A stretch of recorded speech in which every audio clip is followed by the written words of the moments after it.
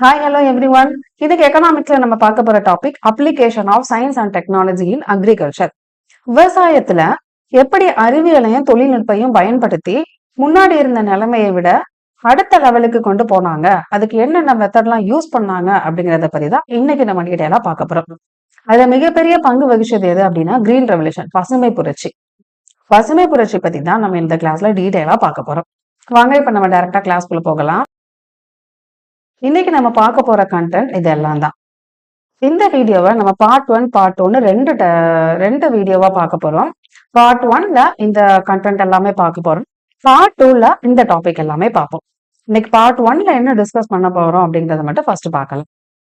எப்படி science and technology, அறிவியல் மற்றும் தொழில்நுட்பம் விவசாயத்தை எப்படி மேம்படுத்துச்சு அப்படிங்கிற மாதிரி ஒரு இன்ட்ரடக்ஷன் மாதிரி ரைட்டா பார்க்க போறோம்.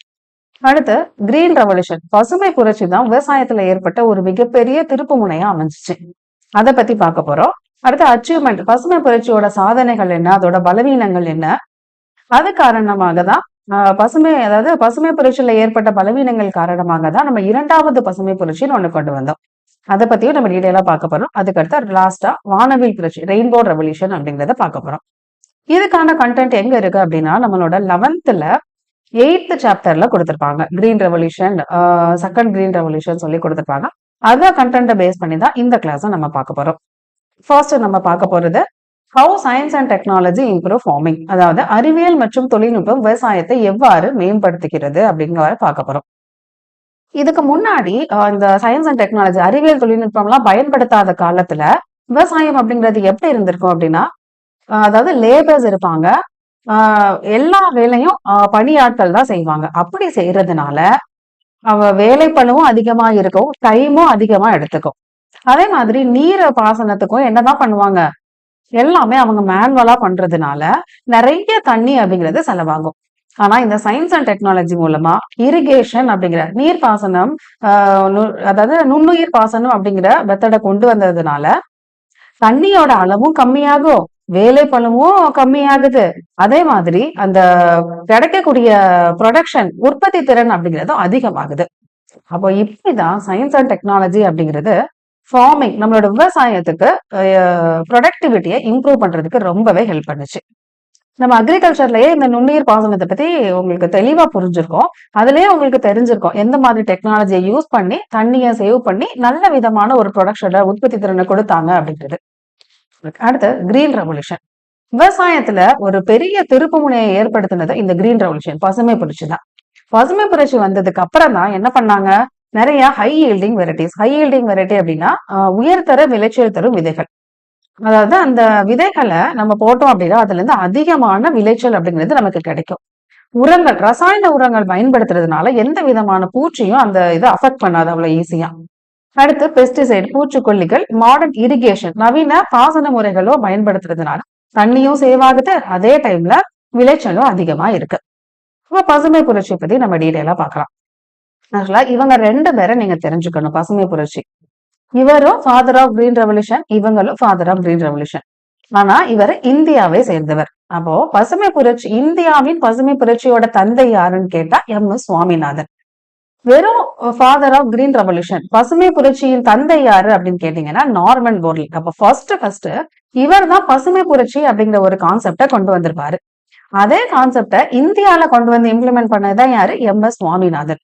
அப்ப நம்ம இந்தியால விவசாயத்துல ஒரு பெரிய மாற்றத்தை கொண்டு வந்தது எது அப்படின்னா இந்த பசுமை புரட்சி தான். அதுக்கு மிகப்பெரிய காரணமா இருந்தது யாரு, எம்.எஸ். சுவாமிநாதன் அவர்கள். இப்ப கிரீன் ரெவல்யூஷன், பசுமை புரட்சி அப்படின்னா என்ன அப்படின்னு நம்ம தெரிஞ்சுக்கலாம். அதாவது 1960s அந்த காலகட்டத்துல தான் என்ன பண்றாங்க, ட்ரெடிஷனல் ஃபார்மிங்ல இருந்து மாடர்ன் ஃபார்மிங்குக்கு மாறுறாங்க எல்லாரும். அதாவது நவீன விவசாயம், பாரம்பரிய விவசாய முறைகள்ல இருந்து நவீன விவசாய முறைகளுக்கு கொஞ்சம் கொஞ்சமா மாற ஆரம்பிக்கிறாங்க 1960 அந்த காலகட்டத்துல. அப்ப இவங்க ஒரு சில மெத்தடெல்லாம் யூஸ் பண்றாங்க. அதாவது ஹை ஈல்டிங் வெரைட்டிஸ் சொல்லக்கூடிய அந்த சீடை பயன்படுத்தி எந்த அளவுக்கு அது விளைச்சலை கொடுக்குது அப்படிங்கிறத ஒரு 7 மாவட்டங்கள்ல ஃபர்ஸ்ட் ஒரு ட்ரையல் மாதிரி போட்டு பாக்குறாங்க. அப்படி இம்ப்ளிமெண்ட் பண்ணி பாக்குற இந்த முயற்சியோட பேரு தான் என்னதுன்னா உயர் மகசூல் வகைகள் திட்டம், அதாவது ஹை ஈல்டிங் வெரைட்டிஸ் ப்ரோக்ராம்னு சொல்றாங்க. இப்ப எதுக்காக இந்த கிரீன் ரெவல்யூஷன் கொண்டு வந்திருப்பாங்க அப்படின்னா, அந்த காலத்துல 1960ஸ்க்கு முன்னாடி எப்படி இருந்துச்சு அப்படின்னா ஒரு ஃபுட்டுக்கு கூட மத்த கண்ட்ரிய கையேந்தி நிக்கக்கூடிய நிலைமையில தான் இந்தியா இருந்துச்சு. அப்போ மத்த கண்ட்ரில இருந்து நமக்கு ஒரு ஃபுட்டு அப்படின்னு வந்தாதான் நாள் கணக்குல அவங்க வந்து காத்துட்டு இருக்கணும். அந்த கண்ட்ரில இருந்து எப்ப ஃபுட்டு வருதுன்னு சொல்லிட்டு. அப்போ அந்த அது வந்ததுக்கு அப்புறம் தான் இவங்க என்ன பண்ண முடியும்? இங்க இருக்க கண்ட்ரில இருக்கக்கூடிய மக்கள் எல்லாரும் பசியாற முடியும். அப்ப இது எவ்வளவு மோசமான நிலைமை. இந்த நிலைமையில இருந்து நம்மள மீட்டெடுத்து அடுத்த லெவலுக்கு கொண்டு போறதுக்காக கொண்டு வந்ததுதான் இந்த கிரீன் ரெவல்யூஷன், பசுமை புரட்சி அப்படிங்கிறது. ஓகே. ஓகே. இதுல அவங்க என்னென்ன இந்த ப்ரோகிராம்ல என்னென்னலாம் அவங்க கொண்டு வந்திருப்பாங்க அப்படின்னா, ஃபர்ஸ்ட் ஆல்ரெடி நம்ம பார்த்த மாதிரி தான் ஹை ஈல்டு சீட்ஸ், அதாவது உயர் மகசூல் தரும் விதைகள். அடுத்து ரசாயன உரங்கள் அப்படிங்கிறது கெமிக்கல் ஃபெர்டிலைசர்ஸ், பெஸ்டிசைட் பூச்சிக்கொல்லி மருந்துகள், மாடர்ன் இரிகேஷன் அப்படிங்கிறது நவீன பாசன முறைகள், அடுத்து புதிய விவசாய கருவிகள். நம்ம இந்த மாதிரி நிறைய விஷயங்களை அவங்க அக்ரிகல்ச்சர்ல இம்ப்ளிமெண்ட் பண்ணதுனால அவங்களுக்கு அந்த உற்பத்தி திறன் அப்படிங்கிறது ரொம்பவே அதிகமாச்சு. கிரீன் ரெவல்யூஷனுக்கு வேற ஒரு சில பெயரெல்லாம் இருக்கு. என்ன அப்படின்னா, மாடர்ன் அக்ரிகல்ச்சர் டெக்னாலஜி, புதிய வேளாண் தொழில்நுட்பம், அடுத்து சீடு ஃபெர்டிலைசர் வாட்டர் டெக்னாலஜி, விதை உரங்கள் தண்ணீர் தொழில்நுட்பம் அப்படின்னு இதுக்கு வேறு 2 பெயர்களும் இருக்கு. இப்ப ஆப்ஷன்ல பசுமை புரட்சி கிரீன் ரெவல்யூஷன் அப்படிங்கிறதுக்கு பதிலா வேற இந்த 2 நேம கொடுத்தாலும் நம்ம கரெக்டா பிக் பண்ண தெரியணும். சோ இதை நோட் பண்ணி படிச்சு வச்சுக்கோங்க. நெக்ஸ்ட், கிரீன் ரெவல்யூஷனோட அச்சீவ்மெண்ட், பசுமை புரட்சியோட சாதனைகள் என்னென்ன அப்படின்னு பார்க்கலாம். இந்த கிரீன் ரெவல்யூஷன் கொண்டு வந்ததுக்கு அப்புறம் தான் வீட்டு கோதுமை அரிசியோட விளைச்சல் அப்படிங்கிறது ரொம்ப அதிகமா ஏற்பட்டுச்சு. அதாவது முன்னாடி காலத்துல இங்க என்ன பண்ணாங்க அப்படின்னா, இந்த கோதுமைக்கு எங்க இருந்து இம்போர்ட் பண்ணாங்க? யூஎஸ்ல இருந்து இம்போர்ட் பண்றாங்க. என்ன ப்ரோக்ராம் கடையில? PL480. அப்ப PL480 அப்படிங்கிறது அந்த கண்ட்ரில இருந்து வீட்டை இம்போர்ட் பண்றோம்ல, அதுக்குதான் PL480 வச்சிருக்காங்க. சோ இதுக்காக என்ன பண்றாங்க, நம்ம இந்தியா ஒரு ஷிப்போட வெயிட் பண்ணிக்கிட்டு இருக்காங்க, எப்போ வந்து அமெரிக்கால இருந்து கோதுமை வரும்னு சொல்லிட்டு. ஏன்னா அது வந்தாதான் இங்க இருக்க மக்களுக்கு சாப்பாடு போட முடியும். யுஎஸ் என்ன பண்றாங்க, கோதுமை இங்க இறக்குமதி பண்ணிட்டு அதுக்கு பதிலா இங்க இருக்கக்கூடிய மினரல்ஸ் எல்லாத்துலயும் ரொம்ப கம்மியான விலையில் அவங்க ஏற்றுமதி பண்ணிக்கிறாங்க. இப்ப இங்க இருந்து ஏற்றுமதி பண்ணப்பட்ட அங்க போய் இறக்குமதி பண்றாங்க. எதுக்காக அந்த மினரல்ஸ் அவங்க பயன்படுத்துறாங்க? மிசைல்ஸும் வெப்பன்ஸும் தயாரிக்கிறதுக்காக. ஆனா இப்போ இந்த கிரீன் ரெவல்யூஷன் பசுமை புரட்சி வந்ததுக்கு அப்புறம் நம்ம கிட்ட ஏராளமா என்ன பண்ணுது, ஏராளமான ஃபுட் கிரெயின்ஸ் அப்படிங்கிறது நம்ம கிட்ட இருக்கு. நம்ம இப்ப மத்த கண்ட்ரிக்கு கொடுக்குற அளவுக்கு நம்ம முன்னேறி இருக்கோம். அதுக்கு மிகப்பெரிய காரணம் என்னது? பசுமை புரட்சி அப்படிங்கிறதுதான். இதேதான் தமிழ்ல எங்க கொடுத்துருக்கேன். அடுத்து ஹை ஈல்டிங் வெரைட்டிஸ், அதாவது அந்த ஹை ஈல்டிங் வெரைட்டிஸை யூஸ் பண்ணி ஒரு சில கிராப் எல்லாம் தான் அவங்க என்ன பண்றாங்க, அதிக விளைச்சல கொடுக்க வைக்கிறாங்க. அது என்னெல்லாம் பாத்தீங்கன்னா, ரைஸ், வீட்டு, மைஸ் அண்ட் ஜவார், அதாவது அரிசி, கோதுமை, மக்காச்சோளம் மற்றும் சோளம், இதெல்லாம் தான் பயிரிடுறாங்க. அடுத்து கமர்ஷியல் கிராப், ஒரு சில கேஷ் கிராப், அதாவது வர்த்தக பயிர்கள்னு சொல்லுவோம்ல, இந்த கிராப்பை யூஸ் பண்ணி நமக்கு வந்து சாப்பிடலாம் முடியாது, அதுக்கு பதிலா என்னெல்லாம் பண்ண முடியும், அதை வித்து பணமாக்கிக்க முடியும். அப்படி ஒரு சில கிராப்ஸ் எல்லாம் இருக்கு. அது என்ன அப்படின்னா சுகர் கேன். இப்ப சுகர் கேனை யூஸ் பண்ணி என்ன பண்ணா, சுகர் இண்டஸ்ட்ரீஸ் அந்த மாதிரி யூஸ் பண்ணுவாங்க. அந்த மாதிரி காட்டனை யூஸ் பண்ணி என்ன பண்ணுவாங்க, டெக்ஸ்டைல் இண்டஸ்ட்ரியை கொண்டு வருவாங்க. அந்த மாதிரி ஒவ்வொரு இதை யூஸ் பண்ணி ஏதோ ஒரு இண்டஸ்ட்ரியெல்லாம் கொண்டு வருவாங்க. இதைதான் நம்ம கேஷ் கிராப்னு சொல்றோம். சோ இந்த மாதிரி கேஷ் கிராப்பும் நிறைய கொண்டு வந்தாங்க. அப்ப இது மூலமா நம்மளோட நாட்டோட வருமானமும் கூடும்ல, அக்ரிகல்ச்சர்ல இருந்து கிடைக்கக்கூடிய வருமானம் விவசாயிகளுக்கு கூடும். அப்ப அவங்களோட வாழ்வாதாரம் அப்படிங்கிறது இன்க்ரீஸ் ஆகும். அதுக்காக இப்படி ஒரு இதை இம்ப்ளிமெண்ட் பண்ணிருக்காங்க. Next, productivity. இதுக்காக தானே மெயினா நம்ம அந்த ஹை ஈல்டிங் வெரைட்டிஸை யூஸ் பண்றோம். ஒரு ஹெக்டார்ல, அதாவது நம்ம அக்ரிகல்ச்சர்லயே பார்த்தோம், நம்மளோட கண்ட்ரில சின்ன சின்ன மார்ஜினல், அதாவது குறு விவசாயிகள் தான் அதிகமா இருக்காங்க. குறு விவசாயிகள் அப்படின்னா என்னது, ஒரு ஹெக்டர்ஸ்க்கும் கம்மியா லேண்ட் வச்சிருக்கவங்க தான் இருக்காங்க. அப்போ அவங்களுக்கு அந்த கொஞ்சம் லேண்ட் இருந்தாலும் அதுல அதிகமான உற்பத்தி திறன் அப்படிங்கிறது அவங்களால கொடுக்க முடிஞ்சது. எது கொண்டு வந்ததுக்கு அப்புறம், இந்த கிரீன் ரெவல்யூஷன் கொண்டு வந்ததுக்கு அப்புறம். ஏன்னா அதுல நிறைய டெக்னாலஜி யூஸ் பண்ணி அவங்க அந்த பயிரிடுறதுனால அதிகமான விளைச்சல் அப்படிங்கிறது அவங்களுக்கு கிடைச்சது. அடுத்து பூஸ்ட் டு அக்ரிகல்ச்சர் இண்டஸ்ட்ரீஸ். இப்போ விவசாயத்துறை நல்லா இருந்துச்சு அப்படின்னா விவசாயத்தை சார்ந்து இருக்கக்கூடிய துறைகளும், அதாவது தொழிற்சாலைகளும் எப்படி இருக்கும், ரொம்ப நல்லா இருக்கும். அதனால அந்த காலகட்டத்துல இந்த தொழிற்சாலையை சார்ந்து இருக்கக்கூடிய அந்த விவசாயத்தை சார்ந்து இருக்கக்கூடிய தொழிற்சாலையும் ரொம்பவே சூப்பரா இருந்துச்சு அந்த காலகட்டத்துல அப்படின்னு தான் சொல்லணும். அடுத்து இம்ப்ரூவ்ட் ரூரல் ப்ராஸ்பாரிட்டி, அதாவது கிராமப்புற மக்களோட நல்வாழ்வு உயர்வு. இப்ப சிட்டில இருக்கிறவங்களுக்கு பிரச்சனை இல்லை, ஏதாவது ஒரு இண்டஸ்ட்ரீஸ் இருக்கோ, ஏதாவது ஒரு மூலமா ஏதாவது ஒரு வேலை செஞ்சு அவங்களோட வாழ்வாதாரத்தை அவங்க பாத்துப்பாங்க. ஆனா கிராமப்புற மக்கள் முக்காவாசி அக்ரிகல்ச்சர் தான் சார்ந்து இருக்கிறாங்க. அப்ப அவங்களுக்கு இந்த பசுமை புரட்சி அப்படிங்கிறது நிச்சயமா ஒரு பெரிய ஒரு வரப்பிரசாதம்னே சொல்லலாம். ஏன்னா இது வந்ததுக்கு அப்புறம் கிராமத்துல இருக்கக்கூடிய மக்களை எல்லாரோட வாழ்வாதாரமும் இருக்கக்கூடிய நிலைமையை விட அடுத்த லெவலுக்கு கொண்டு போய் விட்டுச்சு அப்படின்னு தான் சொல்லணும். அதே மாதிரி கிராமப்புறல வேலை வாய்ப்பு அப்படிங்கிறதையும் இது ஏற்படுத்துச்சு. அடுத்து மோர் லேபர் டிமாண்ட். இப்போ ஒரே லேண்ட்ல மல்டிபிள் கிராப்பிங் அப்படின்னா ஒரு வருஷத்துல ஒரு இதை பயிரிடுவாங்க, அதை அறுவடை பண்ணிட்டு அடுத்து பயிரிடுவாங்க. அப்ப அதை அறுவடை பண்ணிட்டு அடுத்து பயிரிடுவாங்க. அப்போ ஒரே நிலத்துல ஒரு வருஷத்துல நிறைய பயிரிடுறது தான் மல்டிபிள் கிராப்பிங், பல முறை பயிரிடுதல் அப்படிங்கிறது. சோ இந்த மாதிரி எல்லாம் நிறைய வேலைகள் இருக்கிறதுனால நிறைய ஒர்க் அப்படிங்கிறது தேவைப்பட்டுச்சு. அதனால வேலை வாய்ப்பு அப்படிங்கிறது ஏற்பட்டுச்சு. விவசாயிகளுக்கு எளிய கடன். அதாவது இந்த சயின்ஸ் அண்ட் டெக்னாலஜி அறிவியல் தொழில்நுட்பத்தை அக்ரிகல்ச்சர்ல யூஸ் பண்ணணும் அப்படின்னா அதுக்கு நிறைய செலவாகும். அதுக்கு லோன் அப்படிங்கிறத ஃபார்மர்ஸ் வாங்கி அந்த மெத்தடை இம்ப்ளிமெண்ட் பண்ணாதான் அதிக விளைச்சல் அப்படிங்கிறது அவங்களுக்கு கிடைக்கும். ஸோ அதுக்காக தான் இந்த கோஆபரேட்டிவ் சொசைட்டிஸ் அந்த மாதிரிலாம் கிராமப்புறங்கள்ல கொண்டு வந்திருப்பாங்க. ஸோ இதுல அவங்க போனாங்க அப்படின்னா கம்மியான இன்ட்ரெஸ்ட்டுக்கு லோன் அப்படிங்கிறது ஈஸியாவே அவங்களுக்கு கிடைச்சிடும். அந்த லேண்டோட ப்ராப்பர்ட்டியை காமிச்சா மட்டும் போதும், ஈஸியா அவங்களுக்கு லோன் அப்படிங்கிறது கிடைச்சிடும். இதெல்லாம் தான் நம்ம இது வரைக்கும் பார்த்தது கிரீன் ரெவல்யூஷனோட சாதனைகள். பசுமை புரட்சி வந்ததுக்கு அப்புறம் என்னென்னலாம் நம்ம அச்சீவ் பண்ணியிருக்கோம் அப்படிங்கறத இது வரைக்கும் நம்ம பார்த்தோம். இதுல ஒரு வீக்னஸ், எந்த ஒரு விஷயம் எடுத்துக்கிட்டாலும் கண்டிப்பா பிளஸ் அண்ட் மைனஸ் இருக்கும். அப்படி இதுல என்ன மைனஸ் இருக்கு, வீக்னஸ் ஏற்பட்டுச்சு அப்படிங்கறத நம்ம பார்க்கலாம். First monsoon. அதாவது எப்பவுமே நமக்கு வந்து இப்ப இந்த மெத்தடெல்லாம் யூஸ் பண்ணி நம்ம அதிக விளைச்சலை கொடுத்தாலும் மான்சூன் அதாவது பருவநிலை வந்து கரெக்டா இல்லை அப்படின்னா நம்மளால என்ன பண்ண முடியாது, கரெக்டான விளைச்சலை கொடுக்க முடியாது. சோ இது ஒரு மைனஸ். அடுத்து இதுக்கு என்ன தேவைப்படுது, ரொம்ப காஸ்ட்லியா இருக்கு. ஏன்னா அவங்க அந்த சீடு வாங்குறாங்கல்ல, அந்த ஹை வெரைட்டிங் சீட் அப்படிங்கிறது அதுக்குன்னு ஒரு அமௌண்ட் இருக்கு. அப்புறம் இரிகேஷன் டெக்னாலஜி நீர்ப்பாசன முறையை செட் பண்றதுக்குன்னு ஒரு அமௌண்ட் இருக்கு. சோ இது வந்து ரொம்ப காஸ்ட்லியா இருக்கிறதுனால எல்லாராலும் இதை இம்ப்ளிமெண்ட் பண்ண முடியல. இது ஒரு வீக்னஸ். அடுத்து இன்கம். இப்ப பெரிய ஃபார்மர்ஸ் கிட்ட நிறைய பணம் இருக்கும், அதை யூஸ் பண்ணி அவங்க அந்த மெத்தடை யூஸ் பண்ணி நிறைய ஏர்ன் பண்ணுவாங்க. அதே இது சின்ன ஃபார்மர்ஸா இருந்தாலும் அவங்களால கம்மியா தான் இன்கம் பண்ண முடியும். அதனால இந்த இன்கம் கேப் அப்படிங்கிறது அதிகமாயிருச்சு. ஆனா இது வர்றதுக்கு முன்னாடி எப்படி இருந்திருப்பாங்க, எல்லாருக்கும் ஒரே மாதிரி மெத்தட தான் யூஸ் பண்ணிருப்பாங்க. அப்ப ஒரே மாதிரி விளைச்சலை தான் எல்லாத்துக்கும் கொடுத்துருக்கோம். ஆனா இப்போ யார் இந்த அறிவியல் தொழில்நுட்பம் யூஸ் பண்றாங்களோ அவங்களுக்கு அதிகமான மகசூலும், அதை யூஸ் பண்ணாத சின்ன சின்ன ஃபார்மர்ஸ்க்கு கம்மியான மகசூலும் கிடைச்சிருக்கும். சோ இன்கம் கேப் அப்படிங்கிறது இது மூலமா ஏற்பட்டுச்சு.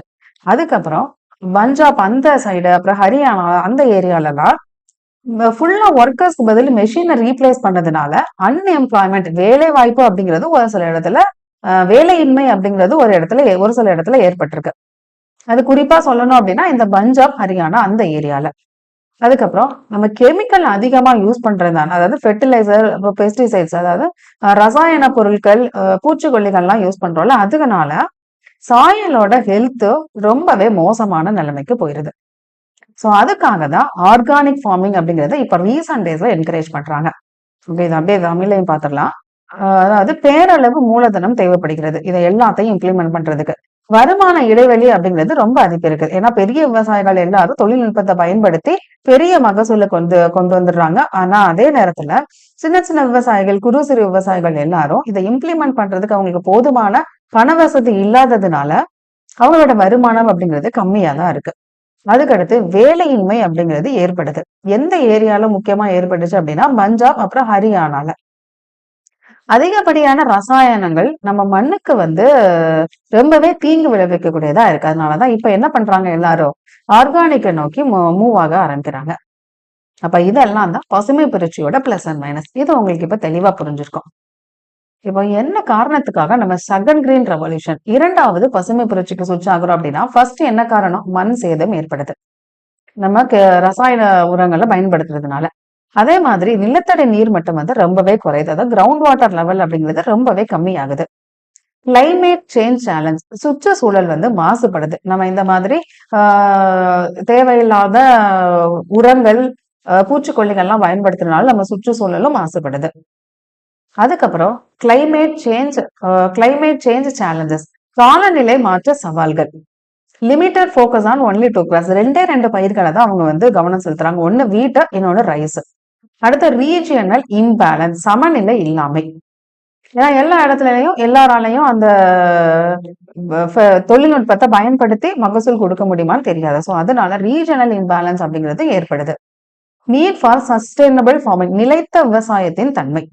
ஸோ இதுக்கெல்லாம் தான் நம்ம இந்த காரணத்துக்காக தான் நம்ம என்ன பண்றோம், பசுமை புரட்சியிலிருந்து பசுமை புரட்சி 2.0 அப்படிங்கிறதுக்கு நம்ம போறோம்.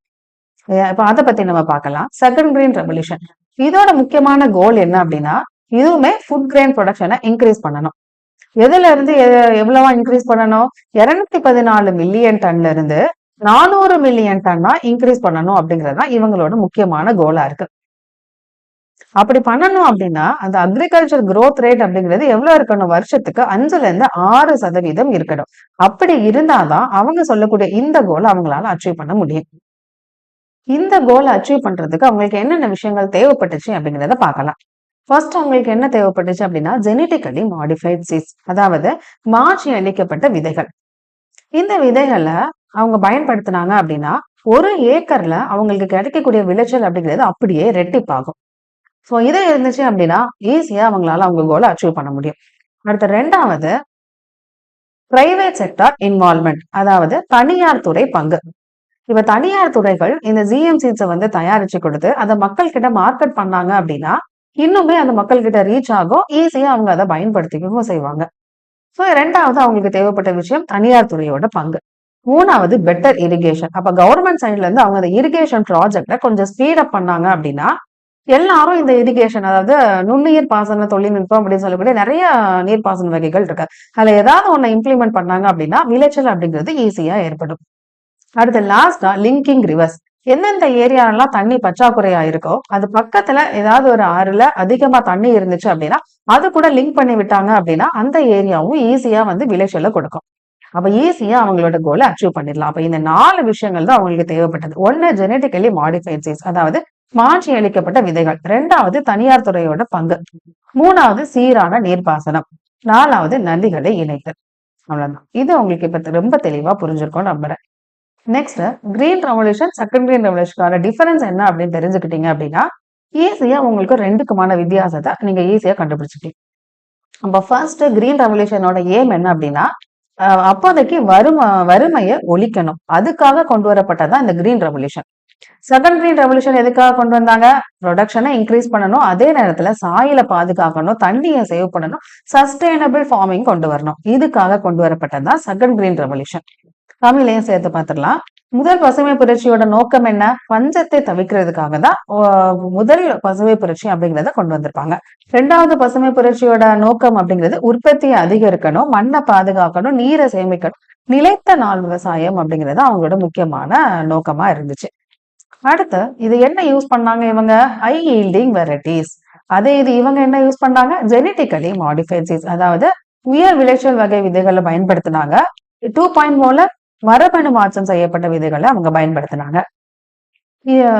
கிரீன் ரெவல்யூஷன் சொல்லக்கூடிய பசுமை புரட்சி, முதல் பசுமை புரட்சியில அதிகமான கெமிக்கல் ஃபெர்டிலைசர் தான் யூஸ் பண்ணாங்க. ஆனா 2.0 என்ன யூஸ் பண்ணாங்க, ஃபுல்லாவே ஆர்கானிக் சம்பந்தப்பட்ட உரங்களை தான் அவங்க பயன்படுத்தினாங்க. கிரீன் ரெவல்யூஷன் அவங்க எந்த இரிகேஷனை பயன்படுத்தி எந்த இரிகேஷனை பயன்படுத்தினாங்க அப்படின்னா கேனல் இரிகேஷன் அண்ட் டியூப்வெல், அதாவது நீர்ல இருந்து கிணறுல இருந்து தண்ணி எடுத்து நீர் பாசனம் பண்றது, இல்ல கால்வாயில இருந்து தண்ணீர் எடுத்து நீர் பாசனம் பண்றது, அந்த மாதிரி டெக்னாலஜி தான் அவங்க யூஸ் பண்ணாங்க. ஆனா பசுமை புரட்சியில அதுக்கும் கொஞ்சம் அடுத்த லெவலா மைக்ரோ இரிகேஷன் சொல்லக்கூடிய அந்த ட்ரிப் ஸ்பிரிங்க்லர் இரிகேஷன்லாம் இருக்குல்ல, அதாவது சொட்டு பாசனம் தெளிப்பு பாசனம்னு சொல்லக்கூடிய அந்த பாசனத்தை பயன்படுத்தினாங்க. அதே மாதிரி நதி இணைப்புமே நிறைய கொண்டு வந்தாங்க. ஓகே, நெக்ஸ்ட் முக்கியமா கிரீன் ரெவல்யூஷன் பசுமை புரட்சி 1ல அவங்க வீட் அண்ட் ரைஸ் மட்டும்தான் போக்கஸ் பண்ணாங்க, அதாவது கோதுமை மற்றும் அரிசியை மட்டும்தான் பயன்படுத்தினாங்க, அதை மட்டும்தான் கான்சென்ட்ரேட் பண்ணாங்க. ஆனா இந்த 2.0 அவங்க எல்லா கிராப்பையும் என்ன பண்றாங்க, இன்க்ளூட் பண்றாங்க. இவங்களோட ப்ரொடக்டிவிட்டி, கிரீன் ரெவல்யூஷனோட ப்ரொடக்டிவிட்டி அப்படிங்கிறது சாயலுக்கு எந்த டேமேஜ் ஆகுதா இல்லையா அப்படிங்கிறத பொறுப்பெடுத்தாம ப்ரொடக்ஷன்ல மட்டும்தான் அவங்க கான்சென்ட்ரேட் பண்ணாங்க. ஏன்னா நம்ம ரொம்பவே வறுமையான சூழ்நிலை இருந்ததுனால அப்படி ஒரு மெத்தடை ஃபாலோ பண்ணாங்க. ஆனா இந்த 2.0 அவங்களோட முக்கியமான ஏமா என்ன வச்சிருந்தாங்க அப்படின்னா எக்கோ ஃப்ரெண்ட்லி ஃபார்மிங், அதாவது சுற்றுச்சூழல் நட்பு முறைகளால் சரி செய்ய நோக்கமாக கொண்டது. இதுல வந்து ஃபுல் அண்ட் ஃபுல் கவர்மெண்ட் தான் வந்து இன்வால்வ் ஆயிருப்பாங்க. இந்த கிரீன் ரெவல்யூஷன் பசுமை புரட்சி அப்படிங்கிறத வழிநடத்தி கொண்டு போனதே கவர்மெண்டா தான் இருப்பாங்க. ஆனா இந்த 2.0ல கவர்மெண்ட், பிரைவேட் செக்டார், நிறைய டெக்னாலஜி கம்பெனிஸ் எல்லாமே இதுல இன்வால்வ் ஆயிருப்பாங்க. இதுல அவங்க என்ன மெக்கானிசம்லாம் யூஸ் பண்ணியிருப்பாங்க அப்படின்னா, டிராக்டரு, பம்பு, அப்புறம் ஹார்வெஸ்ட், அறுவடை அதுக்கெல்லாம் மிஷின் எல்லாம் அப்ப கண்டுபிடிச்சிருந்தாங்க. ஆனா இந்த ஸ்மார்ட் ஃபார்மிங்ல 2.0ல ட்ரோன் மூலமா தண்ணி தெளிக்கிறது, சென்சாரை பயன்படுத்தி அந்த சாயிலோட தரம் எப்படி இருக்கு அப்படிங்கிறத கண்டுபிடிக்கிறது, அப்புறம் சோலார் பம்ப் இது எல்லாமே இதுல கொண்டு வந்தாங்க. சோ இது 2யும் இப்படி கம்பேர் பண்ணி நீங்க படிக்கிறதுனால, அதுக்கும் இதுக்கும் என்ன டிஃபரன்ஸ் அப்படிங்கிறது உங்களுக்கு ரொம்ப தெளிவா புரிஞ்சிருக்கும். ஓகே. லாஸ்ட்டா நம்ம பார்க்க போறது ரெயின்போ ரிவல்யூஷன். வானவில் புரட்சி. அதாவது ஒவ்வொரு ப்ராடக்ட்டுக்கும் ஒரு வகையான புரட்சி அப்படிங்கிறத ஏற்படுத்தினாங்க. அதுதான் ரெயின்போ ரெவல்யூஷன் அப்படிங்கிறது. இப்ப அக்ரிகல்ச்சர், ஃபுட் கிரெயின் ப்ரொடக்ஷனுக்கு எல்லாத்துக்கும் உணவு தானிய உற்பத்தி எல்லாமே பசுமை புரட்சி அப்படின்னு நம்ம சொல்றோம். அதே மாதிரி மில்க், பாலுக்கு ஒயிட் ரெவல்யூஷன் சொல்லக்கூடிய வெண்மை புரட்சி. அடுத்து ஃபிஷ்ஷுக்கு ப்ளூ ரெவல்யூஷன், நீல புரட்சி. அடுத்து ஆயில் சைட்ஸ், எண்ணெய் வித்துக்கள் அப்படிங்கிறதுக்கு எல்லோ ரெவல்யூஷன், மஞ்சள் புரட்சி. அடுத்து ஃப்ரூட்ஸ், ஆப்பிள் அதுக்கெல்லாமே கோல்டன் ரெவல்யூஷன், தங்க புரட்சி. அடுத்து பெட்ரோலியம்னு சொல்லக்கூடியதுக்கு பிளாக் ரெவல்யூஷன், கருப்பு புரட்சி. அடுத்து எக்குக்கு சில்வர் புரட்சி, வெள்ளி புரட்சி அப்படின்னு சொல்றாங்க. பொட்டேட்டோ அப்படிங்கிறது ரவுண்ட் ரெவல்யூஷன், வட்ட புரட்சி. அடுத்து மீட் டொமேட்டோ அப்படிங்கிறது ரெட் ரெவல்யூஷன், சிவப்பு புரட்சி. ஃபெர்டிலைசர், உரங்கள் அப்படிங்கிறது கிரே, சாம்பல் புரட்சி. அடுத்து ஷ்ரிம்ப்னு சொல்லக்கூடிய இறால் மீன் வகைகளை சேர்ந்தது பிங்க், அதாவது இளஞ்சிவப்பு புரட்சி. லாஸ்டா லெதருக்கு பிரவுன் ரெவல்யூஷன், பழுப்பு புரட்சி அப்படின்னு சொல்லுவாங்க. இந்த புரட்சி மூலமா அந்த ப்ராடக்ட்டுக்கு மட்டும் அவங்க கான்சென்ட்ரேட் பண்ணி அதுல விளைச்சல் அதிகரிக்க என்னென்ன பண்ணணும் அந்த வகை விஷயங்கள் எல்லாமே பண்ணுவாங்க. ஓகே, இவ்வளவுதான் இந்த கிளாஸ் இதோட முடிஞ்சிருச்சு. அடுத்த பார்ட் 2ல நம்ம எல்பிஜி லிபரலைசேஷன், பிரைவேடைசேஷன், குளோபலைசேஷன் கொண்டு வந்ததுக்கு அப்புறம் எப்படி அக்ரிகல்ச்சர் நம்மளோட நாட்டுல இருந்துச்சு அப்படிங்கறத பத்தி தான் நம்ம பார்ட் 2 வீடியோல பார்க்க போறோம். இந்த கிளாஸ் எப்படி இருந்துச்சு அப்படிங்கறத மறக்காம கமெண்ட் பண்ணுங்க. பிடிச்சிருந்ததுன்னா லைக் பண்ணுங்க, உங்களோட ஃப்ரெண்ட்ஸுக்கு ஷேர் பண்ணுங்க, சப்ஸ்கிரைப் பண்ணிக்கோங்க. தேங்க்யூ.